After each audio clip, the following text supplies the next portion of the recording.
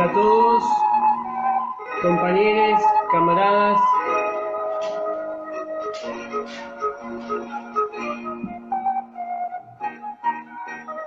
¿Cómo va?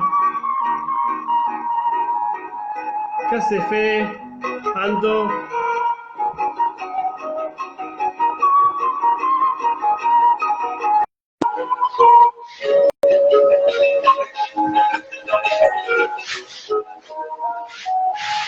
Vero, ¿cómo van?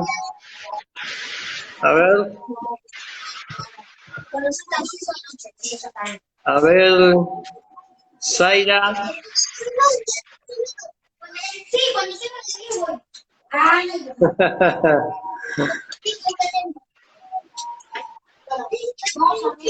Bueno, ya estamos en vivo. Estamos bajando la música. Hola, Ivana. ¿Tengo preparado también? Sí, porque yo también es. Les niños. Ese es mío. Sí, tengo prima. A ver, y lo voy a Camarada Mar del Plata. Ahí veo la foto de saludos. Zaira, ¿estás ahí? También. Yo tengo donde hay dos copias en las granjas. Ay, no sé si va bien. A ver. Yo lo quiero Ahí me metí. a la cosa de muerte y voy a hacer. No estás ahí igual. Hay otro chico. A ver.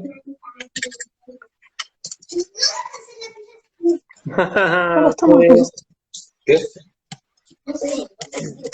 Dejar de compartir video.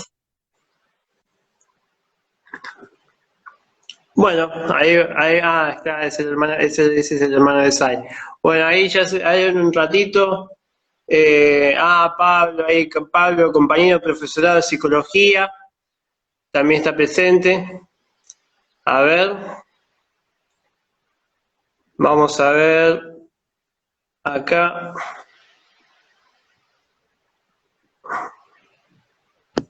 Acá. Ahí va. A ver.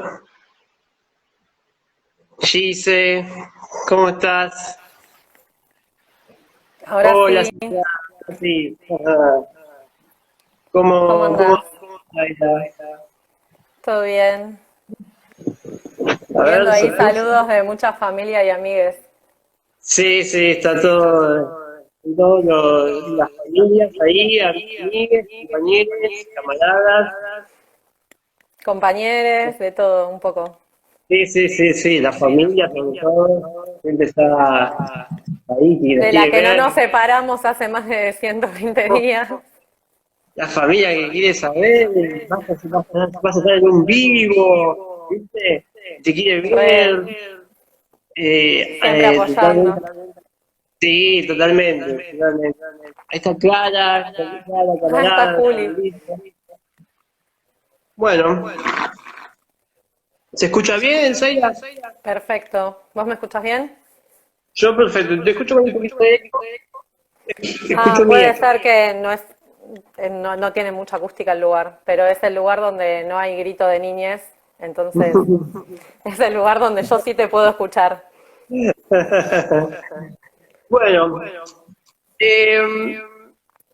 vamos dando comienzo a esta vivo, de la iniciativa de ciclo de entrevistas de la FEDE Terciarios. Bueno, en marco de este contexto bastante complejo, bastante complejo en muchos aspectos. A nosotros nos abarca la cuestión educativa. En esta ocasión estamos con la presencia de Zaira, ¿cómo se pronuncia el apellido? Abraham Om.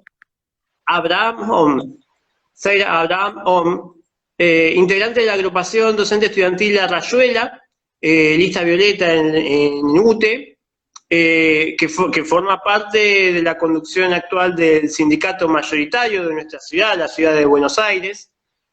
por la Alianza Celeste Violeta, Azul y Blanca Azulgrana.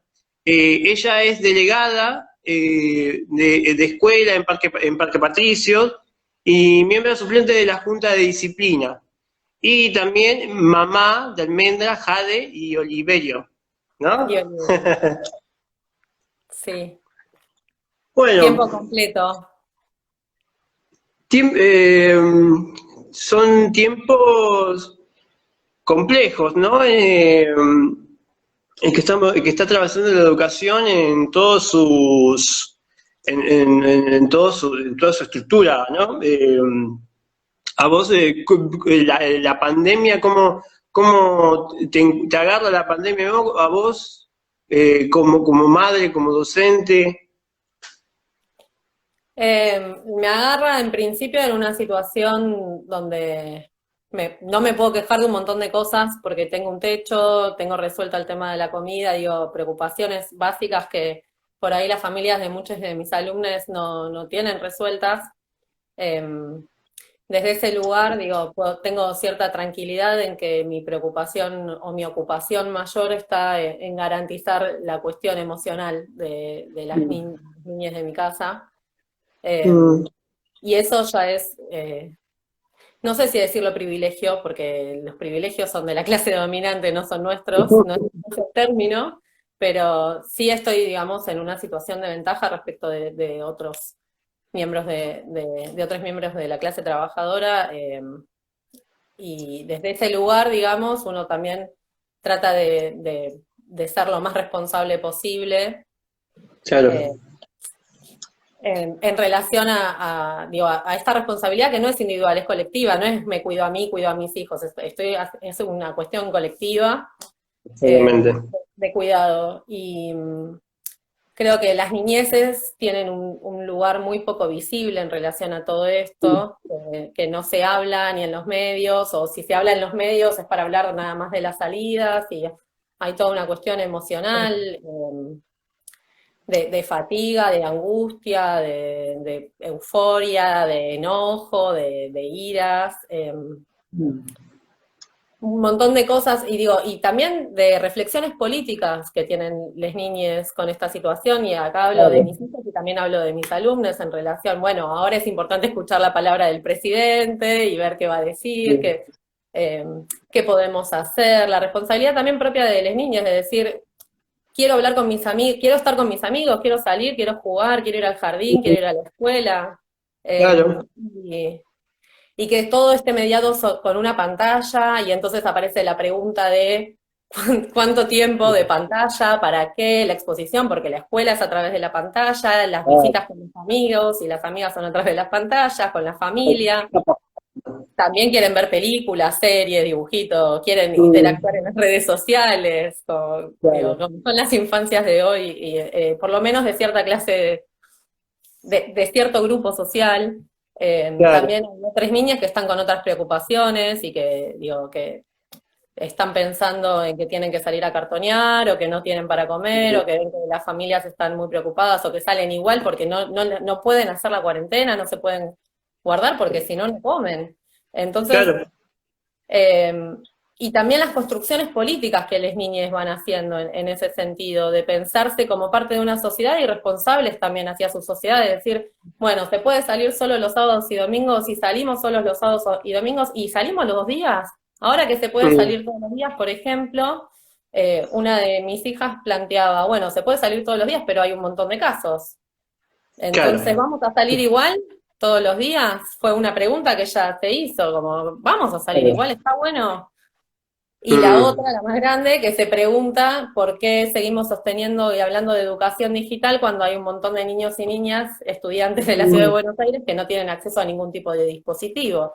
Ella encima está en 4º grado, y este año le tocaba que le entregaran la netbook, entonces la toca de manera particular, en el sentido de justo que me toca la netbook, hay cuarentena. Digo, y lo puede ver en su situación particular, pero también lo puede pensar en relación al colectivo de la niñez. Y eso me parece re interesante, que permite este espacio en este momento, esta situación social, permite a los niños y a las niñas poder pensar cosas mucho más allá de su propia realidad y poder pensarlo en relación a otras niñeces. Después, Claro. en tanto mujer, digo, lo que nos pasa a todas las mujeres trabajadoras, Mm, del doble rol, de la sobrecarga doméstica, del claro. cuidado permanente de las niñas y sostener el cuidado de la casa y sostener el trabajo fuera de la casa, todo en un Mm, 24/7 continuo que no termina nunca, que es claro. agotador, que no da respiro, que son simultáneas, porque muchas veces estás preparando el almuerzo mientras le contestás el WhatsApp a la familia, Mm, mientras estás al mismo tiempo limpiando la cocina y generándole una propuesta a la criatura para que te deje cocinar mientras y que sea algo que le sirva, claro, digamos, totalmente. que no sea nada más, digo, terminamos Mm, recurriendo al chupete electrónico porque ya en este contexto mm, es muy difícil, ya se acaban las ideas, totalmente. un montón de cosas, pero principalmente pensar en que tampoco, digo, te agarra la culpa también, uy, quiero estar 3 horas mirando dibujitos.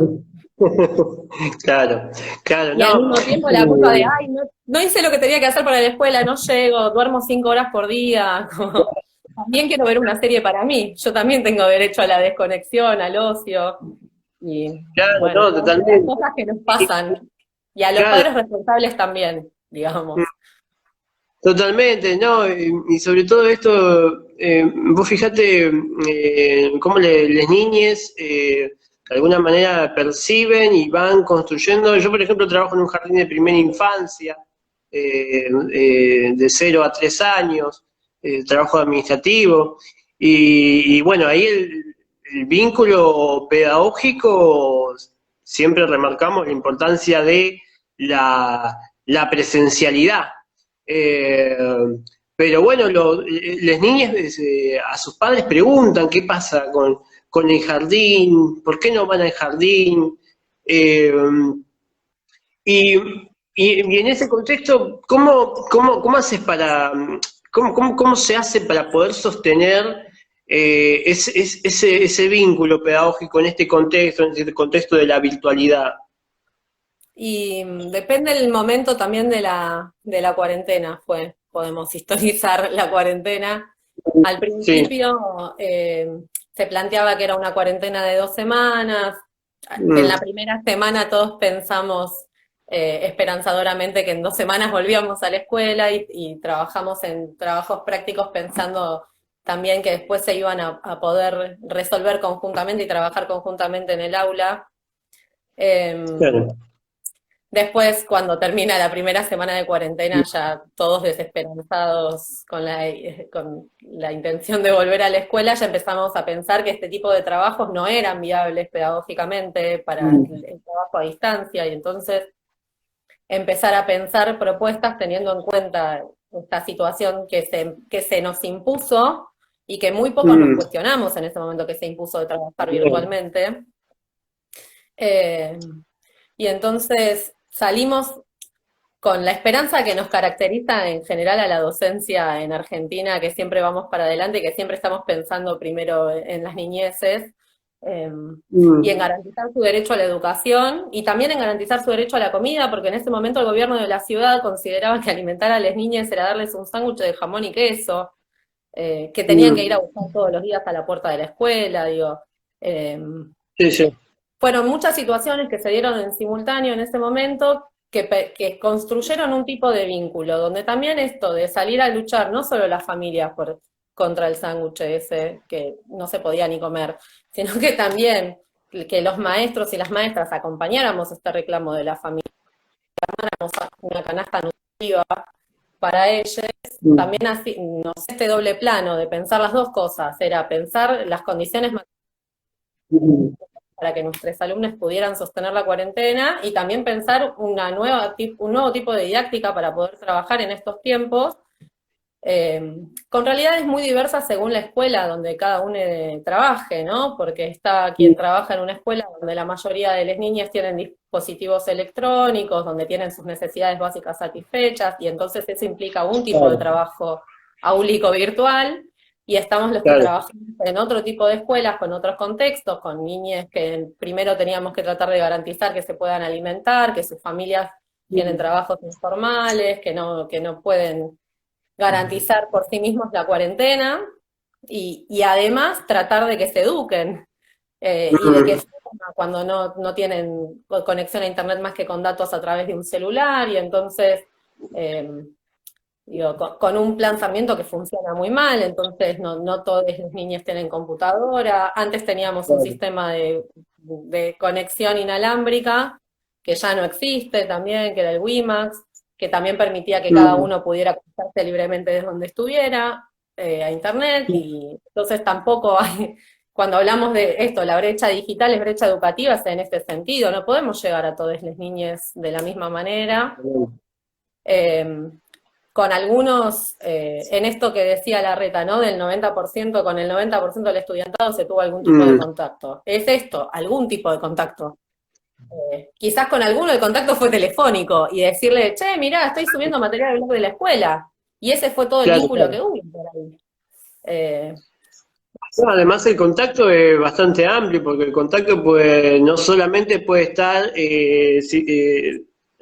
respecto a la cuestión pedagógica. A veces el contacto es por las situaciones estas que vos marcabas, pasaban en el jardín con la entrega de mercadería, y las familias se preocupaban por el tema de la comida, porque necesitan, hay muchas familias que están en situaciones muy vulnerables en la ciudad de Buenos Aires, sumándole primero el cómo pensar la educación y la pedagogía en este contexto, también atravesados por esa problemática social que ya se viene arrastrando desde hace 13 años, estamos hablando, ¿no? Porque este gobierno ya está desde el año 2007, acá no se puede hablar de pesada herencia, están hace varios años, y es una situación que se ha complejizado a lo largo de todos estos años, la pauperización de la educación pública, y bueno, y la cuestión social que es crítica, y en este contexto lo profundiza aún más. Y justamente esto, lo que dijo el jefe de gobierno respecto al 90% de los estudiantes que tuvieron contacto con sus docentes, y es muy difícil.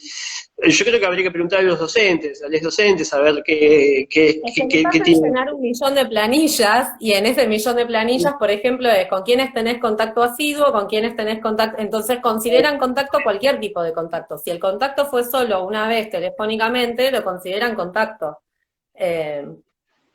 Y esto no necesariamente se transforma en un vínculo. Que haya habido contacto no quiere decir, en muchos casos hubo contacto alguna vez y después se les rompió el celular y era el único celular a la que la familia accedía y el contacto se perdió ahí.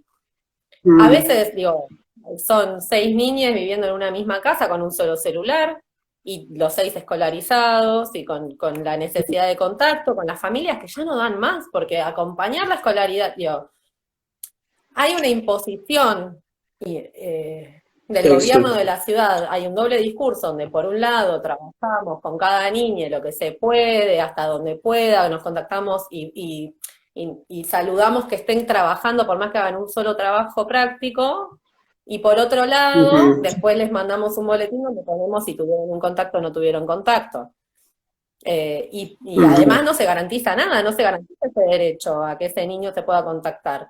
Y nos mandan un montón, infinidad de contenidos para trabajar, pienso sobre todo en nivel inicial, que lo vivo más como madre que como maestra, porque no trabajo en ese nivel, y las obligan a hacer un montón de propuestas que las familias no siempre podemos seguir. Por un lado, porque no es lo mismo establecer un vínculo entre una docente y un niño pequeño y una niña pequeña a través de una pantalla. Por otro lado, porque si incluso lo podés hacer a través de la pantalla, por ejemplo, las familias de las salas nos organizamos para el que no puede acceder al blog o al Padlet, descargar el video y pasarlo por el grupo de WhatsApp, que es por donde sí pueden acceder. Pero es muy difícil sostener el vínculo pedagógico del nivel inicial, con lo que implica, aparte de específicos de trabajo con las primeras infancias, y la falta de formación propia, más lo que se propone, que es mucha cantidad, intentando hacerlo, no llegué a hacer ni 1/3 de lo que mandaron las señas. Les pido disculpas si me están mirando, pero ya lo hablé igual. Es muy difícil, y aparte de sostener 3 escolaridades simultáneas, Y eso que acá estamos los dos, el papá también convive con nosotros, entonces sostener esa escolaridad triple, con todo el nivel Mm, de presión que hay, más las ganas reales de los pibes, digo, hay días, o el más chiquito me dice, mami, yo no quiero hacer el jardín así, yo quiero ir al jardín, no mm, quiero hacer el jardín así. claro, totalmente, totalmente, porque ahí es el espacio donde el niño construye este vínculo con el mundo, con el mundo que lo rodea, el mundo que va a venir. Eh, a nosotros nos pasa, por ejemplo, el trabajo, el Ministerio de Educación te pide que hagas un informe individual para las familias. Y vos decís, tan ajeno a la realidad por parte de lo que es el Ministerio de Educación. Y bueno, justamente en este contexto, eh, bueno, como veníamos hablando recién, respecto a la cuestión de la educación pública, bueno, se cortó, a ver, se le cortó ahí la transmisión a Zaira. Bueno, justamente estábamos hablando de la cuestión de lo que es el sistema educativo y las problemáticas de la educación pública en la ciudad de Buenos Aires. A ver si podemos, a ver si vuelve Zaira. Sí, a ver, acá está. Ahí va. Ahí estamos esperando. Bueno, a ver. Ahí Ahí está. está. Cosas que pasan. Esto es lo que tiene la virtualidad también, ¿no? Y eso suceden estas cosas en un vivo. Uno imagina en una clase, por ejemplo, y después cuando uno escucha el 90%, es violento, por decir de alguna manera. Sí, sí, genera mucha violencia en este sentido de lo que venimos hablando, de se dice una cosa y lo que se hace es completamente otra.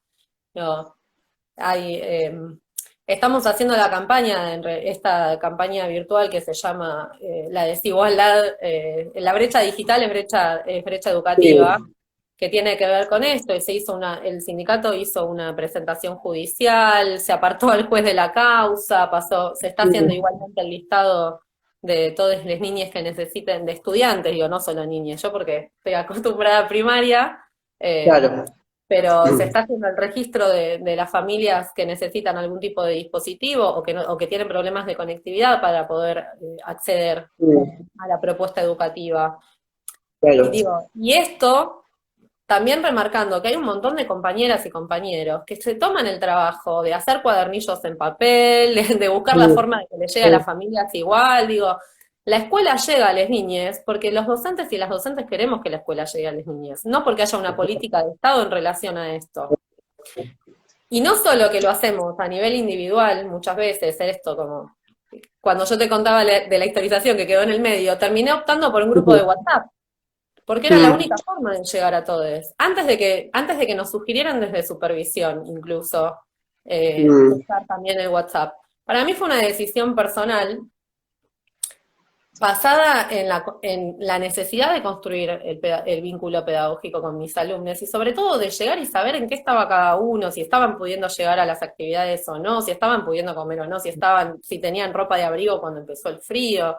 Saber, digo, tengo séptimo grado, los pibes y las pibas se querían morir. Este año se imaginaban pum para arriba y están todos encerrados en sus claro, casas, sin tener vínculo con sus compañeros, con sus amigues, sin poder salir a festejar que es su último año de primaria. Eh, exactamente. y estas cosas, ¿no? No sé, tuve una situación con un alumne que se enojó mucho porque yo estaba preocupada porque no me contestaba, porque él tenía teléfono propio y estaba muy enojado porque no le contestaba. Él no me contestaba, yo me preocupé, entonces Mm, le mandé un mensaje a la madre y la madre se enojó porque, ¿cómo? Si la maestra me dice que hace tanto que no le hablas es porque no estás haciendo las tareas. Digo, y todas estas cuestiones a tener en cuenta también de la emocionalidad de nuestros alumnos, de hay semanas que me dicen, señor, esta semana no tengo ganas de hacer nada. Y sí, lógico, yo también estoy re angustiada y también hay semanas que no tengo ganas de hacer nada y también me preocupa la situación y somos ante todo personas.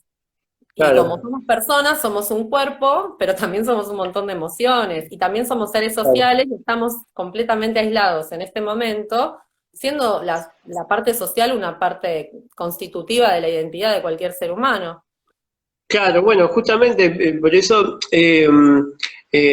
todo esto que implica el trabajo docente y el vínculo pedagógico y bueno, y cómo el gobierno de la ciudad, que ya hace 13 años que tenemos acá, está completamente ajeno a estas realidades No que está no es ajeno, las solamente... conoce y no es su política y no le interesa hacer nada al respecto, que son dos cosas Exactamente, muy diferentes. sí. Y por eso me Eh, parece súper importante que podamos hablar de todo lo que implica ser mm, docente, no solo dar educación, eh, y poder articular estas luchas reivindicativas. Digo, la docencia no puede ser nada más ir a dar mm, clases. Y tampoco puede ser la organización docente una organización que nada más se preocupe por los derechos de las y los docentes, en tanto trabajadores de la educación. Eh, Sí, tener en cuenta que estar ahí es estar en un territorio, que es empatizar con las necesidades de nuestros alumnos, poder ver qué necesitan y que por lo tanto nuestra lucha también es política y es territorial y es con las familias y es con los estudiantes y es en articulación para enfrentar esta política neoliberal que no nos afecta solo a nosotros en tanto trabajadores, nos afecta a todos, que construye una pedagogía de la crueldad, que construye una pedagogía que tiene que ver con el sálvese quien pueda, totalmente meritocrática, donde la ESI pasa a ser solamente una jornada 3 veces al año en vez de ser un contenido transversal a trabajar absolutamente todos los días y que tiene que ver con el empoderamiento de las niñeces y de claro, las claro. adolescencias. Tiene que ver, digo, con toda una política macroeconómica mucho mayor y sí tiene especial saña con el sistema educativo y en particular con el sistema educativo público, porque la reta entiende que somos su mayor enemigo en la Ciudad de Buenos Aires, junto con los metrodelegados y ATE, podríamos decir. No considera otra oposición, ni siquiera a nivel de partido político. Cuando le habla a la oposición, habla directamente, interpela directamente a los trabajadores organizados y a los sindicatos que trabajando organizadamente y mancomunadamente y proponiendo una unidad, digo, y en esto quiero resaltar hoy, por ejemplo, un documento conjunto de la CTA Ciudad de los trabajadores con la CTA Capital de la Central Autónoma, de plantear, trabajar en políticas de unidad, de amplitud, con la amplitud más amplia posible, digo.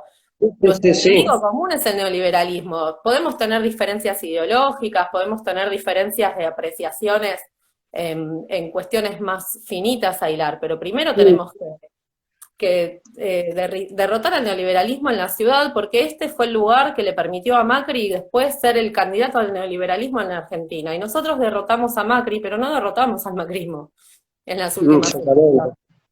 Exactamente, hay una cuestión subjetiva que todavía aún persiste en gran parte de la ciudad de Buenos Aires, ¿no?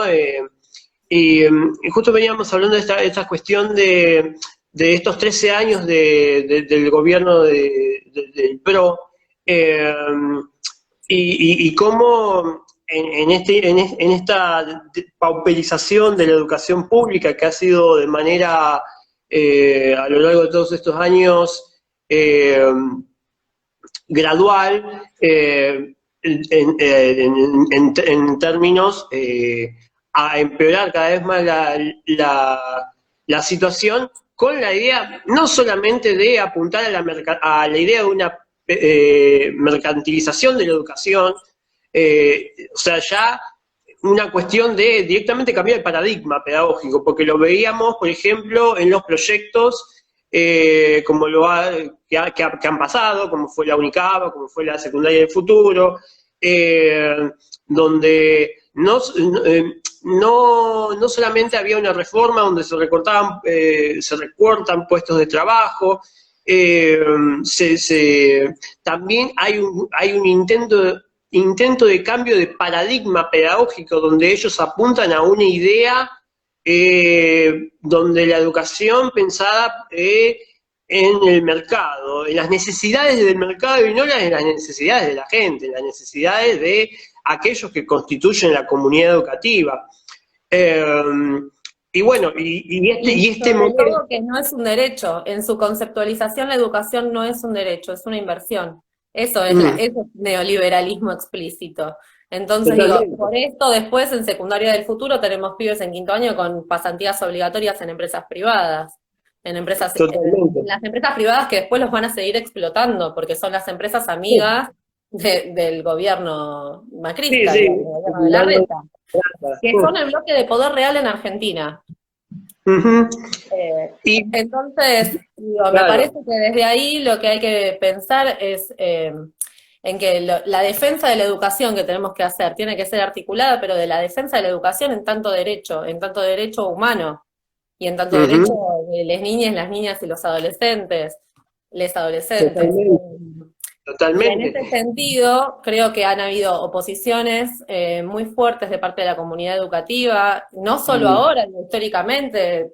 Pienso en la Ley Federal de Educación, pienso en el intento de municipalización de la educación, en la Ley de Transferencias Educativas en el 92, y pienso también, por ejemplo, en otros procesos muy distintos, como fue el proceso de construcción de la Ley de Educación Nacional, donde sí hubo participación docente, participación estudiantil, lo mismo en la construcción del plan de estudios de terciarios en este momento, donde también se hizo con participación de todos los actores y actrices. Entonces, creo que la lucha, ellos van a intentar venir por todo. De hecho, ellos vienen intentando venir por todo lo que tiene que ver con lo que es la escuela pública, laica, estatal, gratuita.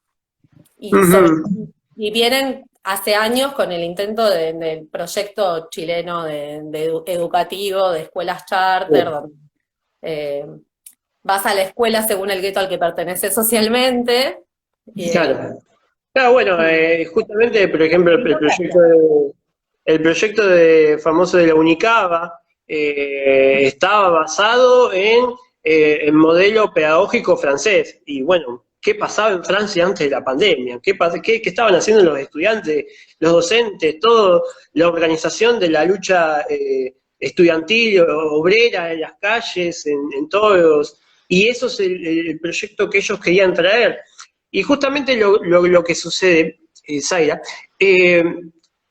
estamos hablando de estas cuestiones de cómo han ido ellos trabajando y disputando el terreno en el ámbito docente, en lo que respecta al control político, el control ideológico, y bueno, y ahora vino esta pandemia, vino el coronavirus, y de alguna manera es como que le allana, por decirlo de alguna manera, el terreno como para avanzar en algunas cuestiones, como por ejemplo es esta cuestión de la modalidad esta virtual.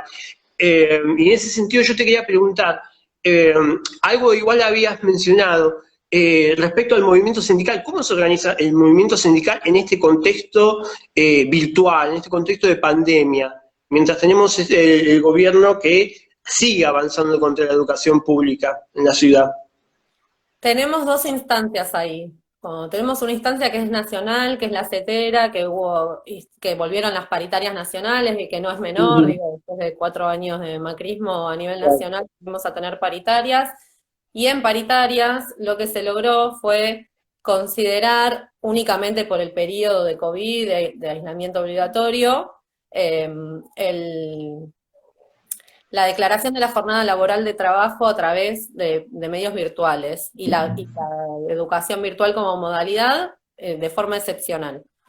Eso nos permite un marco regulatorio de nuestro trabajo, que era, digo, una de las medidas, una de las formas de precarización es que de golpe yo tenía un horario de trabajo presencial con alumnos de 1 de la tarde a 5:15, más el trabajo pedagógico que me llevaba a mi casa posterior, que siempre existió, no es de ahora, pero de golpe yo me levantaba, no sé, a las 10 de la mañana y me acostaba a las 2 de la mañana y de que me levantaba desde las 10 hasta las 2 estaba contestando mensajes. Porque decidí dar mi celular, pero cómo organizar esa jornada de trabajo también fue algo que fue una construcción del momento. Entonces, desde ese lugar, tener la posibilidad de poder discutir en paritarias cuál va a ser, cómo va a ser nuestra jornada laboral, el derecho a la desconexión como un derecho fundamental dentro de lo que es la salud mental de los docentes en este momento, y que es una cuestión de explotación laboral, digo.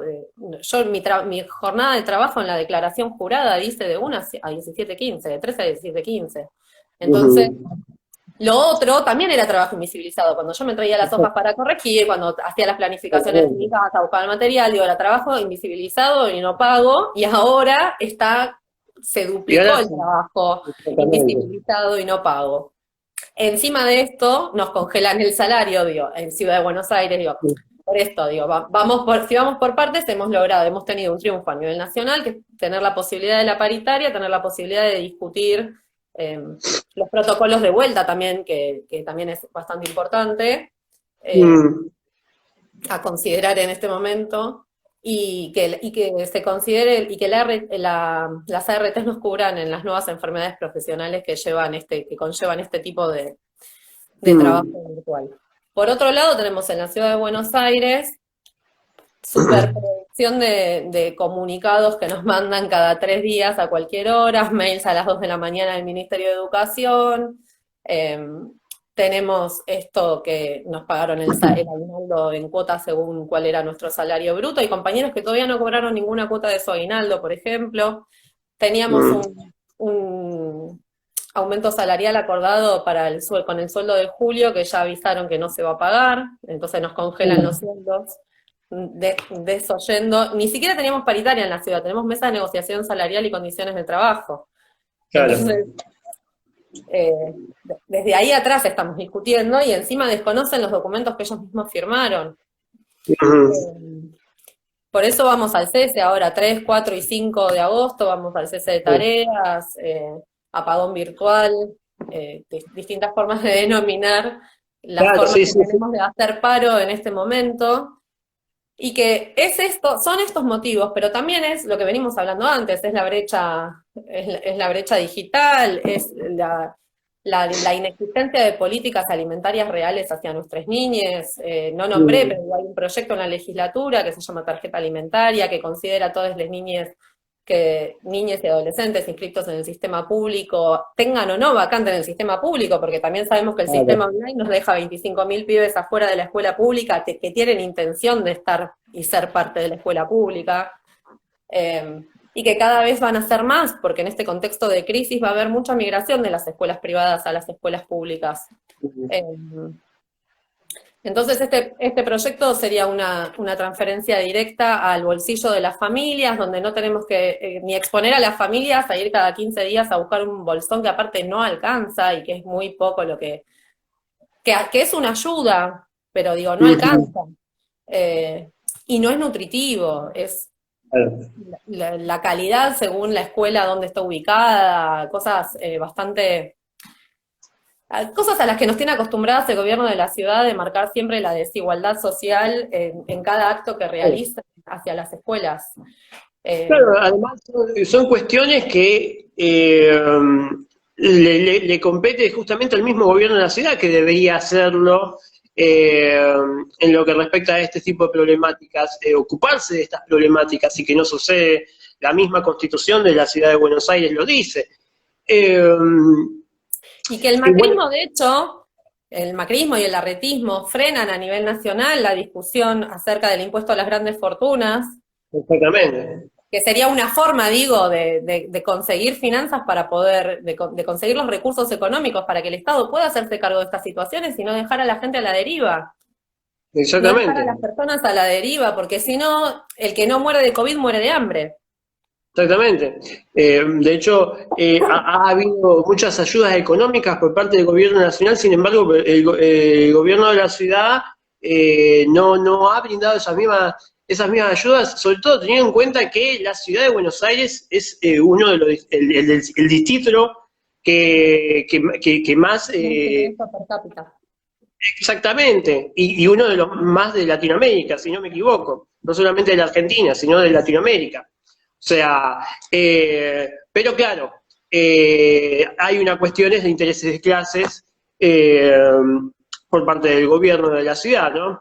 Que ellos asumen y que nosotros no. Entonces seguimos desunidos, entonces seguimos sin construir la unidad, seguimos peleándonos entre nosotros por cuestiones que en general son de forma y no de contenido. Exactamente.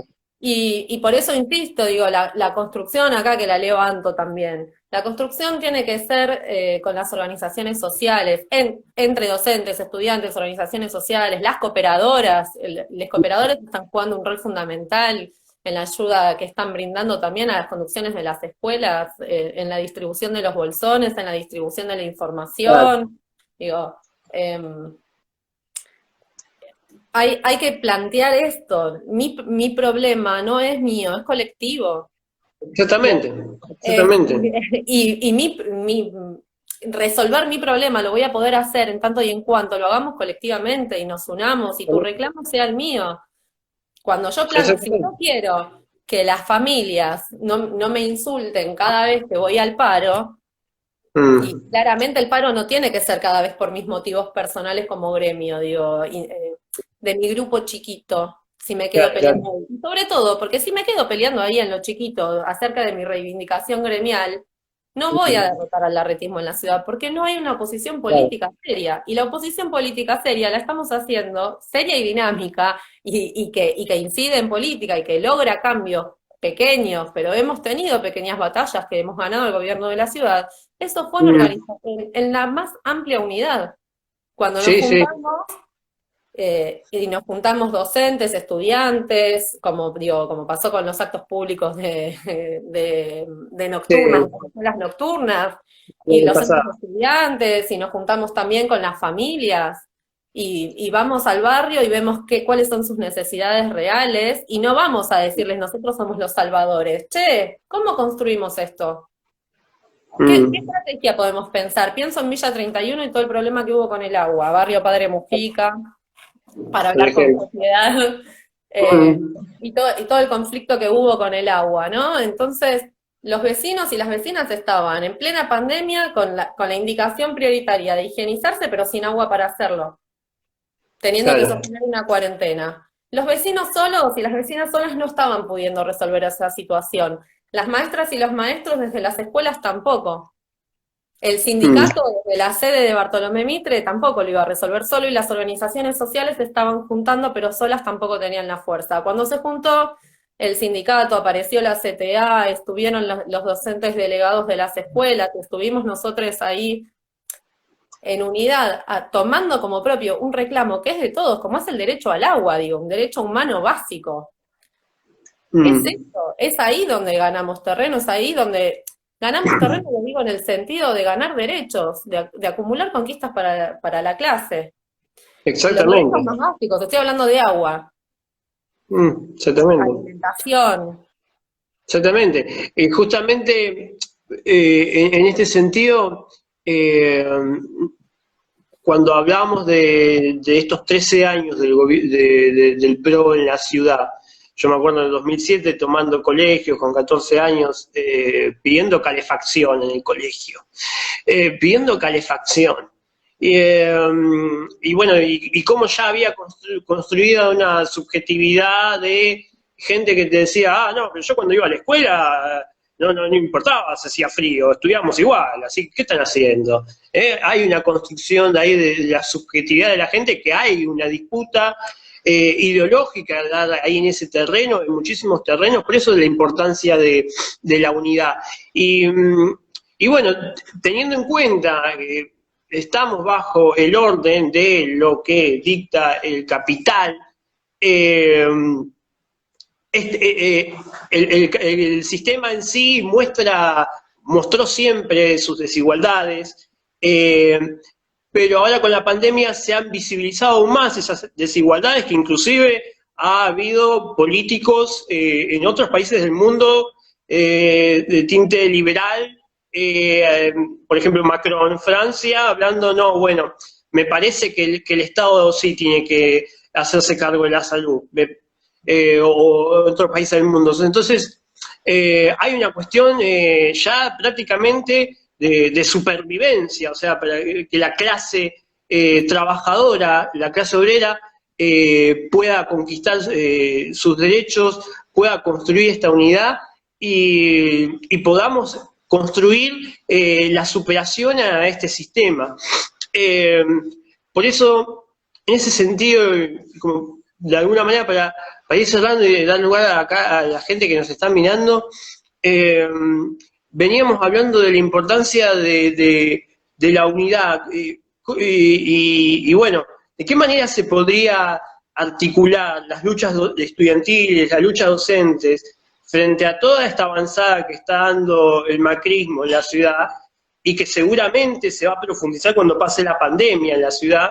Entonces, ahí primero la importancia de remarcar la unidad, pero ¿cómo articulamos esa unidad?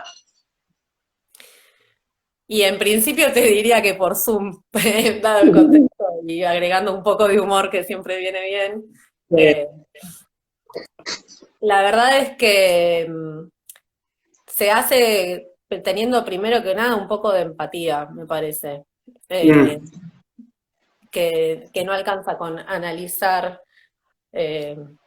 las cosas tan fríamente y como un TEG, sino que también es importante poder ponernos un poco en el lugar de los otros, de poder escucharnos principalmente, digo, y de escucharnos de verdad, no de hacer de cuenta que, me acuerdo del año pasado, un día salir de mi casa y ver una propaganda del PRO justo enfrente que hablaba del diálogo y era como, esto es violencia simbólica. Claro, claro.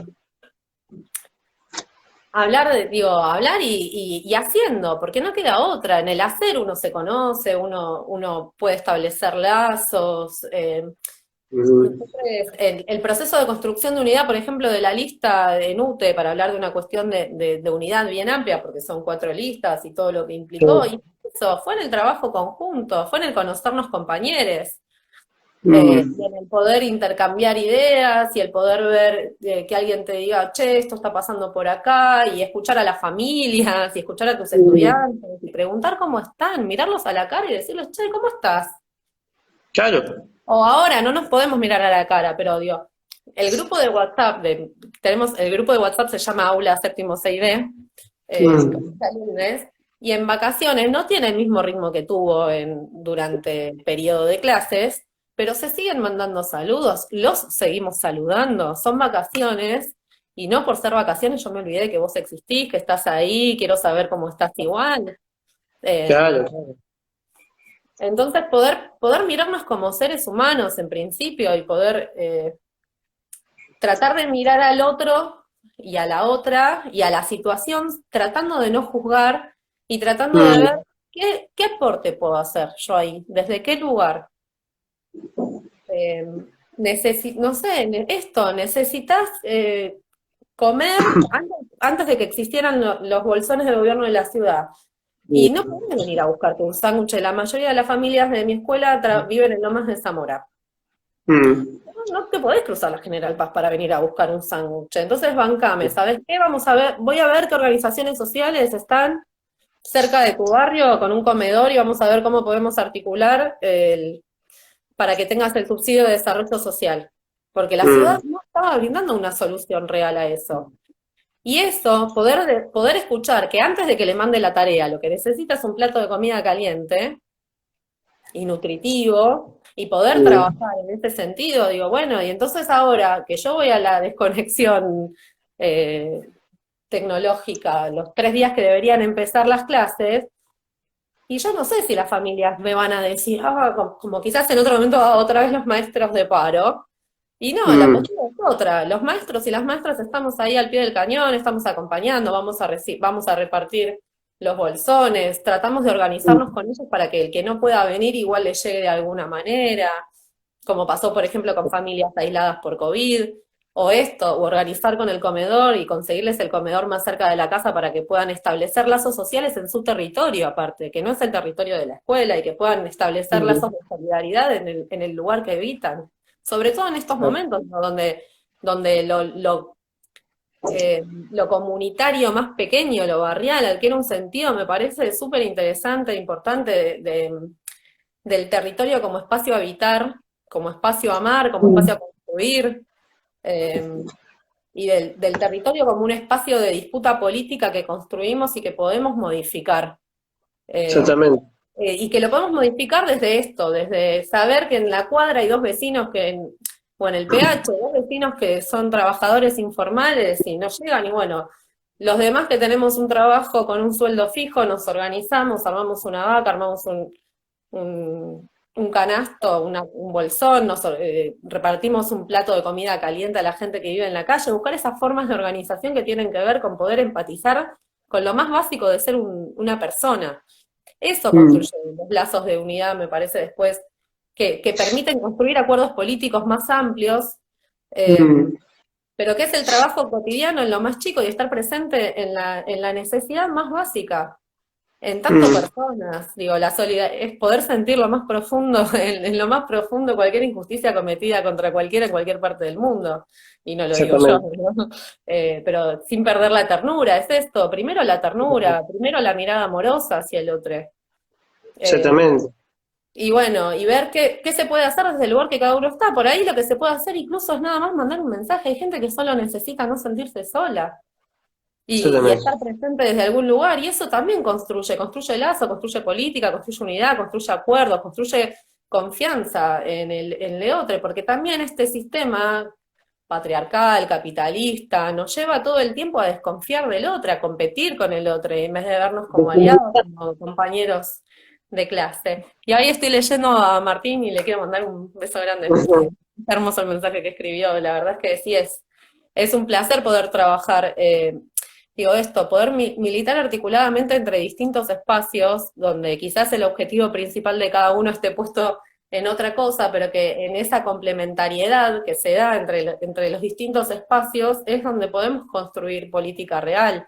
Una política de transformación del espacio público y del espacio privado también, porque en este momento el espacio privado es el espacio principal de hábitat de todos nosotros. Totalmente. Y por eso, Zaira, los docentes, los futuros docentes, quienes nos estamos formando y quienes aquellos que son docentes saben de la importancia de lo que implica el trabajo docente y la importancia del colectivo, de lo colectivo en el trabajo docente. Nosotros que bregamos por una pedagogía superadora, una pedagogía para la liberación, una pedagogía emancipadora, entendemos esa importancia de lo colectivo por sobre lo individual. Y esto lo muestra lo que estamos atravesando en este momento, que es la pandemia, que de la única manera que vamos a poder superar la pandemia va a ser de manera con organización, con unidad, de manera colectiva. Y también de esa manera vamos a poder superar la crisis capitalista y al capital mismo, colectivamente. Sí, totalmente. Y volviendo a lo específico de las aulas, para mí es la pérdida más grande de la escuela en este sentido, esto, digo, brindar educación a distancia y de forma virtual y remota no es escuela. La escuela incluye el abrazo, la escuela incluye la mirada, el lenguaje corporal, incluye la construcción colectiva, digo. Lo que más extraño de la escuela es la sala de maestres y el aula. Y la sala de maestres, porque digo, lo traigo porque en general está el mito de que la sala de maestres es el espacio donde se lee la revistita de Avon, y podés estar, digo, en una escuela donde ese sea el tipo de sala de maestres, pero también podés tener la suerte y el placer de trabajar en una escuela como llegó mi escuelita del amor, la 2 del sexto, donde la sala de maestres es un espacio de debate pedagógico, de debate político, de construcción de escuela en un sentido colectivo, de pensarnos colectivamente y de que las niñas no sean mi niñe, mi alumne, sino que sean nuestros alumnos y poder intercambiar, incluso con maestras de otro grado, de otro ciclo, estrategias, conocimientos, construir saber juntas. Y construir saber juntas también en relación a lo que cada escuela necesita, digo. Por eso digo que cada sala de maestras pueda ser un espacio de estudio y construcción de saberes, de intercambio de saberes, me parece tan fundamental, y es una de las cosas que de verdad, y que hay varias de mis compañeras que vi ahí que estaban, porque lo que más extraño de la escuela después de mis alumnos son mis compañeras, y tiene que ver con esto, tiene que ver con una forma de elegir construir la escuela, desde una mirada amorosa, desde una mirada de compañerismo, de vos tenés este problema, bueno, este problema no es tuyo, es de todas. ¿Cómo resolvemos? No, tampoco quiero decir que toda la escuela funciona así, ni que exista la escuela, donde todos los docentes funcionen de esta manera, porque vivimos en este sistema, pero es posible construirlo. Y es posible construirlo cuando yo me dispongo a escuchar. Y a construir algo con eso que escucho, no escucharlo para dejar que sea dicho en el aire, sino dejarme interpelar por aquello que el otro está diciendo. Totalmente, totalmente. Y con los alumnos también, digo, porque así como pasa en la sala de maestres, pasa con las niñas. Por ejemplo, que alguna niña durante la pandemia tiró un mensaje privado por WhatsApp diciendo a partir de alguna actividad, a mí me gustaría seguir con este tema, con una actividad de este tipo. Y que tengan una propuesta pedagógica concreta, pibes de 12 años, que me parece buenísimo, y me parece que entonces todo este trabajo que estamos haciendo de no retransmitir cosas materiales que otros producen, sino de pensar qué material voy a trabajar con mis alumnos, qué contenidos, de qué manera, cómo los voy a abordar. Que nos lleva un montón de horas con mi paralela, porque aparte nosotros trabajamos en forma de pareja pedagógica, nos trabajamos como paralelas, no nos dividimos las áreas, construimos juntas. Entonces nos lleva mucho trabajo también para ponernos esa tarea de construcción conjunta al hombro. Pensar en algo que esté pensado, que tiene un sujeto específico y que es un grupo y no que se pueda aplicar en cualquier aula, en cualquier receta. Y nosotras, por ejemplo, no tuvimos nunca la posibilidad de hacer un Zoom con nuestros alumnos. Porque no tienen las condiciones materiales para hacerlo, entonces tenemos que trabajar con otro tipo, hacemos videos, hacemos podcasts, escribimos textos, les mandamos mensajes audios de WhatsApp, lo que está a disposición para que ellos también puedan apropiárselo, pero que se sientan interpelados y que después entonces a eso puedan hacer una devolución, no solo de lo que se pidió específicamente, sino también poder decir cómo se sintieron con una actividad o poder proponer una actividad en base a otra actividad que se haya generado y poder pensar con las niñas también qué educación están recibiendo, me parece súper interesante. Totalmente, Saya. Mira, nos quedan 2 minutos y se corta el vivo. No sé si seguramente habrá, si hay preguntas, yo estaba pensando, pero ahí podríamos finalizar el vivo y abrir uno pequeñito para poder dar lugar a las preguntas de las personas que están mirando, porque ya en cualquier momento se va a terminar acabando. Son 60 minutos. Como prefieras. Pero dale. Le digo a las personas que están mirando, ahora cierro el vivo y abrimos de nuevo para dar lugar a las preguntas, así podemos intercambiar y antes que se nos corte. Dale. Dale.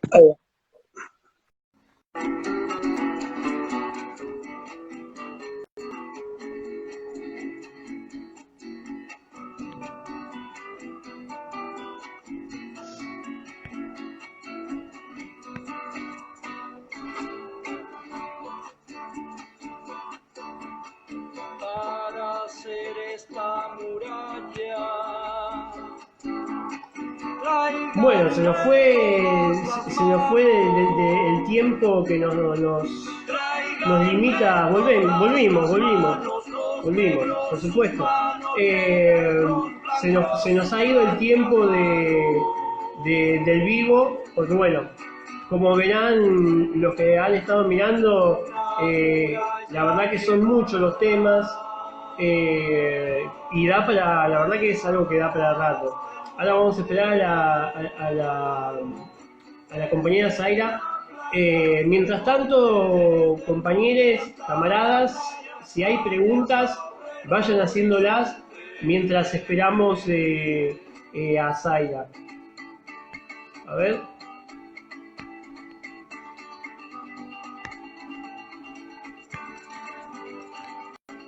Ahí está.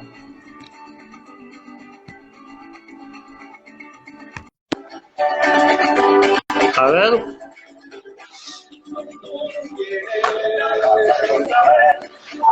Ahí estamos de nuevo, Zaira. Sí, porque Instagram nos limita a 1 hora, Sí, sí. 60 minutos. Nada, justo estaba comentándole a los que ya estaban entrando, que bueno, que la verdad que es un tema, en principio agradecerte por participar acá en este ciclo de entrevistas que estamos haciendo de la fe de terciarios, quienes estamos transitando en este proceso de formación docente, formación política y formación pedagógica para bueno, el mundo que está ahí, el futuro que está ahí llegando. El futuro En que principio, empezó desde que decidieron desde que tomaron la decisión de meterse en un profesorado también, porque cuando es una de las pocas carreras que uno se mete ya sabiendo de qué va a trabajar cuando sale. totalmente. Entonces, no, me parece interesante esto de pensarnos que somos docentes desde el momento en que tomamos la decisión de serlos y empezamos a formarnos en ese sentido. Claro, Y totalmente. aparte, porque después seguimos en formación continua, porque si no, no hay chance de estar acá y vestir el guardapolvo. Exactamente. Si no Exactamente. seguís formándote, no hay Exactamente. forma de seguir trabajando. Exactamente, y bueno, la formación, yo siempre digo que la formación docente no es solamente sentado acá en el living leyendo un texto, sino que es en muchos lugares, en muchísimos lugares. Es en este espacio que estamos compartiendo en este momento, en este vivo, uno está aprendiendo, uno está formando, los dos, porque la construcción de conocimiento es mutuo, es colectivo justamente, que era lo que veníamos hablando. Por eso, bueno, justo se nos había acabado el tiempo, quería dar lugar a las preguntas y, bueno, en principio agradecerte y Yo también por agradecerles la invitación. eh, Perdón. a- agradecerte por este vivo y, bueno, que evidentemente para que estemos alargándolo es porque la verdad que da para mucho, da para hablar mucho en este momento y para lo que viene después de la pandemia. Y bueno, y como decía el comandante Fidel Castro, eh, construir un mundo mejor es posible. Construir un mundo mejor es posible, así que por más que nos hagan creer lo contrario, por más que eh, nos den todos los embates que nos están dando, es posible y de alguna manera estamos aportando en poder construir, aportar ese grano de arena para construir un mundo mejor, para construir la superación de este sistema tan deshumanizante. Bueno, ahí antes que vos vengas de nuevo, yo ya empecé a decir, vayan escribiendo las preguntas. Por acá había una pregunta, bueno, hay muchos saludos para vos, Zairas. Gracias. Acá los camaradas de Mar del Plata, del partido de Mar del Plata, preguntan, ¿qué oportunidades pedagógicas presenta la pandemia? Presenta en principio la oportunidad pedagógica de pensarnos en un vínculo distinto, donde volver a que lo principal para que haya educación para que haya un acto educativo de enseñanza-aprendizaje es que haya un vínculo en principio, y construir, la importancia del vínculo, de construir un vínculo pedagógico, de poder mirar al otro en tanto persona y humanizar la educación. Creo que que viene más por este lado, que la oportunidad que nos brinda es esto, de muchas veces en la vorágine de estar corriendo de acá para allá, terminamos, aunque no quisiéramos tampoco, a veces llevando recetas mágicas que aparecen de otro lugar, eh, y que nos permite pensar cuestiones como qué contenidos trabajar, cuestiones mucho más filosóficas, más profundas, de que a veces no nos detenemos a pensar, como no nos detuvimos a pensar en este paso violento a la virtualidad, ¿no? Como que asumimos todos automáticamente de que eran necesarios los medios virtuales para sostenerle el vínculo pedagógico y el acto educativo, pero por ahí sin pensar qué contenidos son importantes en pandemia. Digo, tenemos el núcleo de aprendizajes prioritarios, y nosotros coincidimos con ese núcleo de aprendizajes prioritarios que está definiendo el gobierno de la ciudad. ¿Qué discusión estamos dando al respecto? Yo entiendo que, por ejemplo, una discusión que no se puede, un tema que no se puede dejar de considerar y que debe estar presente más que nunca es la ESI. Porque claramente, no solo porque hay aumento de cantidad de casos de violencia de género, de femicidios, sino porque hay una pérdida del espacio de intimidad muy grande.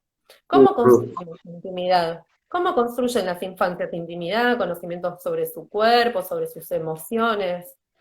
Las niñeces que están siendo vulneradas. ¿Qué espacio tienen para poder denunciar? ¿Qué herramientas tienen para poder defenderse de esa situación? ¿Qué herramientas tenemos nosotros? ¿Cómo nos dicen? Porque antes en la escuela por ahí era muy probable que alguna niña acudiera a algún adulto de la escuela, en otro contexto, donde no había un adulto que lo escuchaba mientras lo estaba diciendo, que probablemente sea su propio agresor, porque aparte la mayoría de los casos de agresión se dan dentro del seno familiar. Entonces, pienso en que contenidos como estos deberían tener espacios mucho más relevantes en la currícula en este momento. Creo que en relación a las ciencias naturales, por ejemplo, tenemos una oportunidad muy grande para trabajar todo lo que tiene que ver con el bloque de salud y enfermedad y articularlo también con la cuestión ética, digo, de las ciencias naturales en este sentido.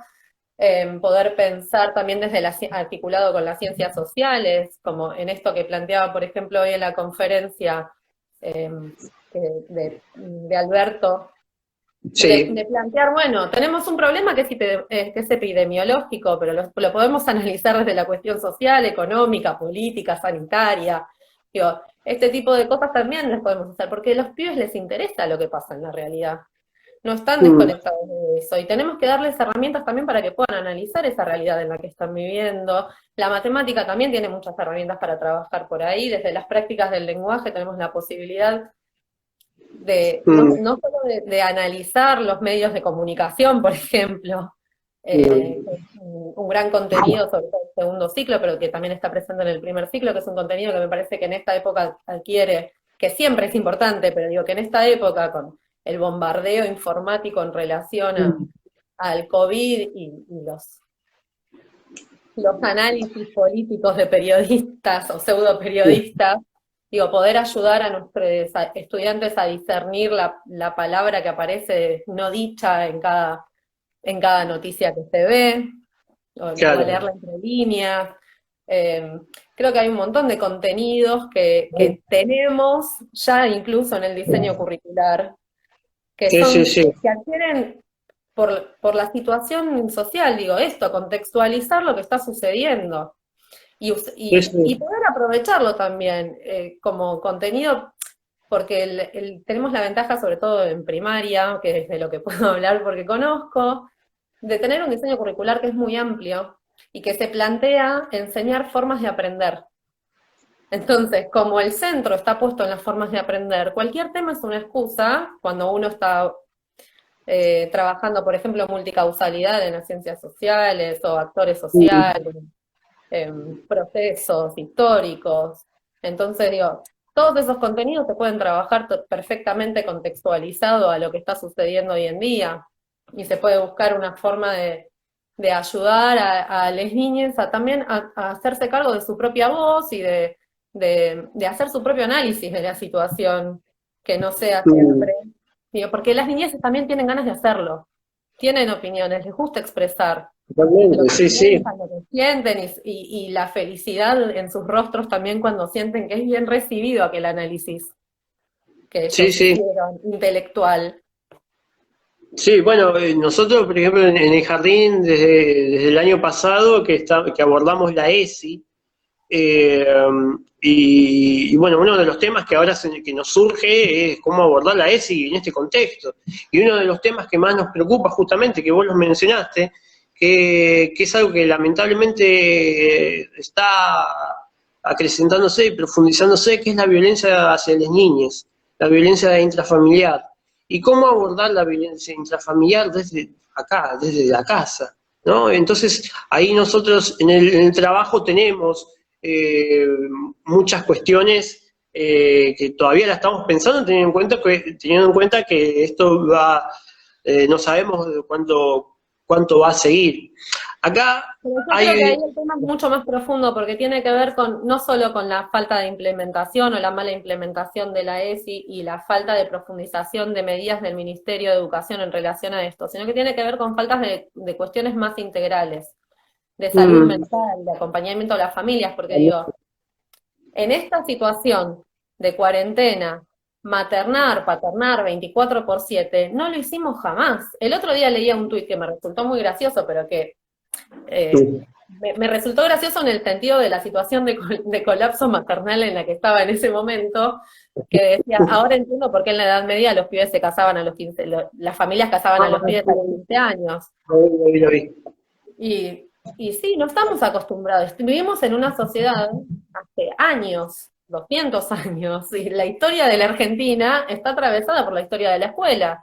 Y hace casi toda la historia argentina, los pibes fueron a la escuela. Y las madres y los padres no maternamos 24/7. Y aparte, teníamos diferenciado nuestro espacio de trabajo de nuestro espacio nuestro espacio de trabajo fuera de casa, de nuestro espacio de trabajo doméstico y de crianza. La crianza es un trabajo en sí mismo, que lleva un montón de cuestiones, de cuestionamientos propios, de cuestionamientos sociales, de construcción de acuerdos con quien compartís la crianza, o con quienes compartís la crianza.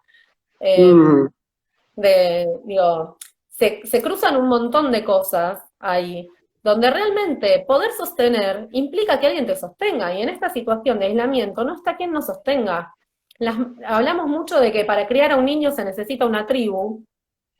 Yo soy miembro activa de un par de tribus que me han regalado mis niñes, y nos falta mucho eso, porque la tribu no se sostiene en la virtualidad. Es muy difícil sostener la tribu en la virtualidad, porque sí, la sostenemos, porque la necesitamos, porque necesitamos un espacio de descarga, de acompañamiento, de catarsis.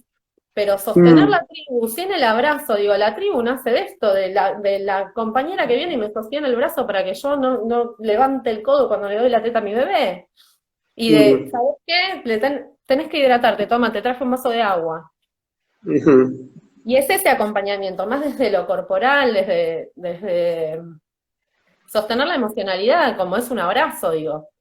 Algo tan básico como un abrazo de una amiga, de una compañera, de un compañero, de tu papá. Yo tengo la ventaja de vivir en el mismo pH que mi papá, y mi papá está al lado, pero tengo a mi suegro del otro lado de la General Paz, y mis pibes hace 4 meses que no ven a uno de sus abuelos, y no ven a su abuela, y tienen a uno de los abuelos al lado, pero ellos también necesitan y extrañan ese abrazo de su abuelo, es estar con otro adulto que también los quiere y los mima y los consiente y tener su propio espacio de intimidad y su propio espacio de juego y el espacio de encuentro con sus amigues de la escuela, todo lo que implica la socialización, digamos, que no está presente y que entonces genera una carga muy grande emocional, tanto en las niñas como en los adultos. Entonces, volvemos un poco a esto que tiene que ver con discutir el mundo adultocentrista en el que vivimos, que traje al principio, donde las infancias están siendo invisibilizadas en todas sus necesidades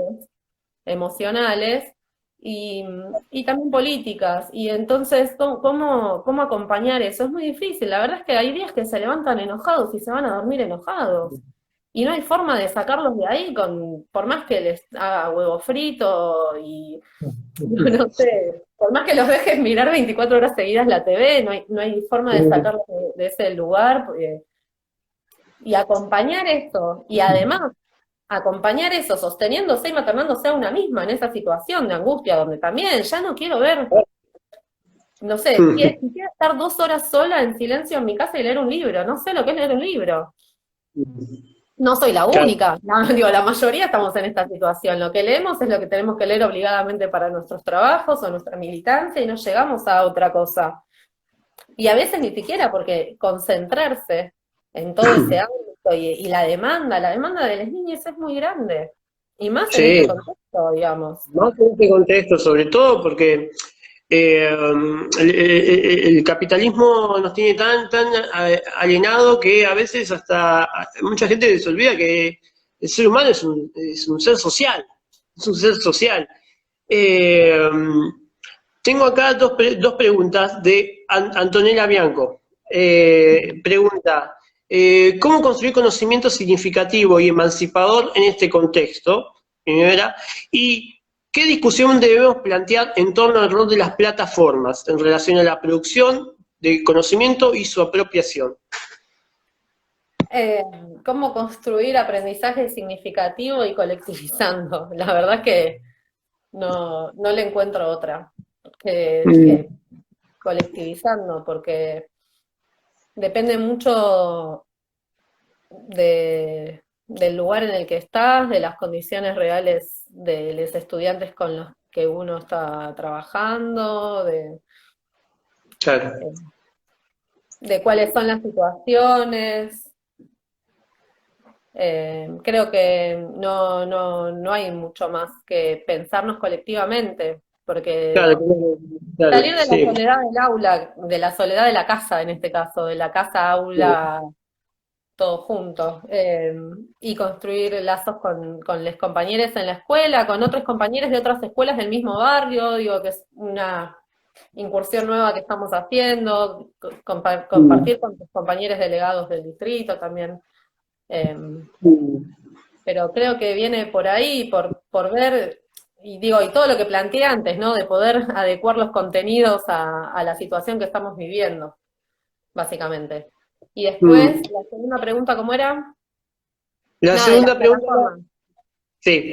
Las plataformas son todo un tema en sí mismo en relación al neoliberalismo, porque son la forma de desembarco más real del neoliberalismo en este momento, son espacios donde nos roban nuestro trabajo intelectual y se apropian de nuestro trabajo intelectual y después lo venden en paquetes de contenidos, uno no sabe quiénes acceden y quiénes no acceden, son empresas privadas, o pertenecen a alguna ONG de las que financian partidos como el PRO, digamos. Claro, sí. Entonces, Sí. tienen intereses económicos detrás, y su interés económico principal es que la plataforma sea vendida lo más posible y sea utilizada lo más posible. Entonces, en ese sentido, cada vez el trabajo docente sería menos necesario, sería un trabajo conductista, que es más, ni siquiera necesitaría ser docente, porque para eso podemos contratar a los voluntarios de Vidal, ¿no? Claro, bueno, justamente una de las cuestiones que tenía el proyecto de la UNICABA, entre tantas cosas, era no, la secundaria del futuro, que era que presentaba al docente como facilitador de contenidos. Ya ni siquiera docente, facilitador de contenidos. O sea, yo llego, toma. Claro, y aparte es un paquete donde no existe el trabajo intelectual docente, eso es lo que hacen. Por un lado, primero nos roban nuestro trabajo intelectual cuando construimos y ponemos cosas, y después nos venden eso mismo que nosotros construimos y nosotras construimos con nuestro trabajo genuino para venderlo en un pack donde después después no importa si tenés trabajo docente o no. Lo que importa, no importa tu formación pedagógica, lo que importa es que sepas usar una computadora y responder en el foro. Claro, claro. De hecho, si entramos a plataformas como Edmodo, por ejemplo, y entramos a los juegos educativos de Edmodo, son todos juegos de correcto, falso, es todo verde, rojo, blanco, negro, no hay producción, no hay invitación a la reflexión, es todo. Digo, y aparte que fue algo que antes no nombré porque yo no soy pues soy maestra de grado y en tanto maestra de grado no doy esas áreas, pero digo, las artes y el rol de las artes, ¿dónde queda el rol de las artes en la escuela pública?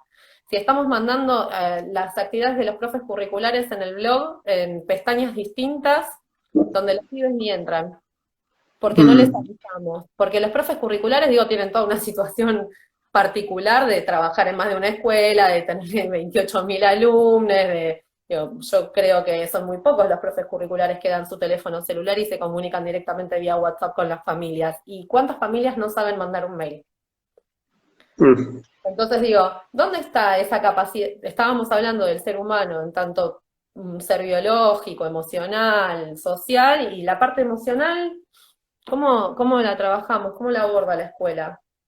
Si la escuela la está considerando en su matrícula de siempre, y acá quedó totalmente relegada, y con las plataformas educativas pasa eso. ¿Cómo enseñás música, teatro a través de una plataforma educativa? ¿Qué le enseñás a tocar? La D es el do, la F es el re, qué sé yo. Claro, ¿Dónde está claro. la parte de emocionarte escuchando una canción, o de llenarte de ira viendo una obra de teatro? Claro, no, es que hay cosas que la virtualidad no puede transmitirlo. Y de No puede. producir, digo, sobre todo, poner a los pibes en el lugar de productores de conocimiento. ¿Cómo producen contenido artístico a través de redes sociales y de plataformas educativas? ¿Cómo le demostramos que el arte no es algo que se aprende en las academias, sino que es algo que construimos y que es una forma de expresión del ser humano? Y que tiene que ver con poder encontrar otros lenguajes para encontrarme a mí mismo, al fin y al cabo, digamos, para saber quién soy, para encontrar mi identidad, para encontrarme con otros, para expresarme. Claro. Mira, Y acá esto pierde, me parece re fuerte ese espacio, las artes. En la escuela perdieron muchos casilleros. acá Fede Vázquez nos pregunta, ¿en Cava hubo mucha deserción en primaria? No tengo datos, la verdad, no podría contestar esa pregunta. Sí, lo que te puedo decir es que hay como mesetas y curvas y picos de participación, de que como que hablando con otras docentes y otros docentes, lo que vemos es que hay momentos como que estamos todos re pila, docentes, alumnos, todos. Después hay otro momento de mucho cansancio meseta donde nadie te manda nada y de golpe no tenés nada para corregir. Y después otra vez tenés todos los días 28 cosas para corregir porque volvió la pila renovada. A veces es mismo la actividad que uno elige mandar, lo que genera una interpelación distinta, digo. Entonces, lo que sí veo es esto, es como una presencia irregular, muy atada a lo anímico también y a las condiciones reales y materiales, digo.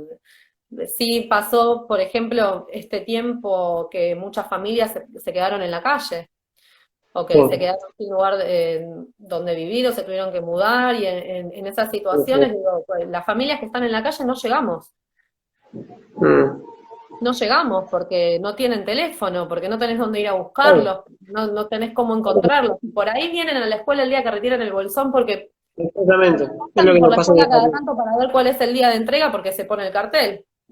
Exactamente. Y entonces por ahí ese es el único contacto que tenés. Y ese día que tenés un contacto con una familia que está en la calle, no le vas a llevar tarea. No. Vas a preguntarle qué necesita, le reforzás el bolsón, le llevas ropa de abrigo, digo, le tratás de ayudar en sus condiciones y de establecer un diálogo y que se sienta que alguien lo considera persona. Y Exactamente. No Exactamente.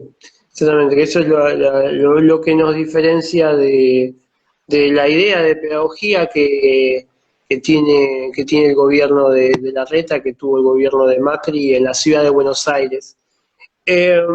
Bueno, a ver, acá no veo más preguntas. A mí mucho tiempo no me queda porque, bueno, yo ahora un rato tengo clases. Yo tengo que ir a seguir maternando, así que... Bueno, entonces... Dejar a un adulto solo con 3 niñas en este contexto... Es complejo. Bueno, la verdad que muy buena charla, Zaira. De nuevo te agradezco por haber estado, por haber participado.